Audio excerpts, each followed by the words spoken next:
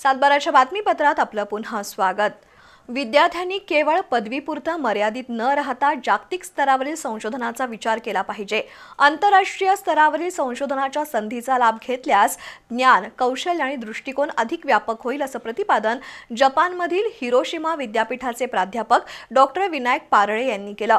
राधानगरी तालुक्यातील तिटवे इथल्या शहीद महाविद्यालयात आयोजित विदेशातील संशोधन संधी या विषयावरील व्याख्यानात ते बोलत होते।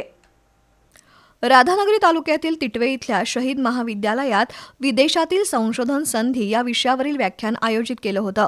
जपानमधील हिरोशिमा विद्यापीठाचे प्राध्यापक डॉक्टर विनायक पारळे यांनी मार्गदर्शन केलं। कोरिया, जपान यांसारख्या देशांमधील संशोधन व्यवस्था, आधुनिक प्रयोगशाळा, आंतरराष्ट्रीय सहकार्य आणि फेलोशिप संबंधी संधी याबद्दल पारळे यांनी सविस्तर माहिती दिली।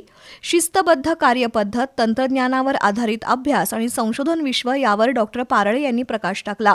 संशोधन ही केवळ वैयक्तिक प्रगतीची प्रक्रिया नसून समाज आणि देशाच्या विकासासाठी महत्त्वाची आहे। विद्यार्थ्यांनी जिज्ञासा, सातत्य आणि चिकाटी ठेवून संशोधन क्षेत्रात काम केलं पाहिजे असं डॉक्टर सुधीर कुलकर्णी यांनी नमूद केलं। यावेळी प्राचार्य प्रशांत पालकर, उपप्राचार्य सागर शेटके, विशाल सिंह कांबळे, सुप्रिया पाटील, दिग्विजय कुंभार यांच्यासह शिक्षक आणि विद्यार्थी उपस्थित होते।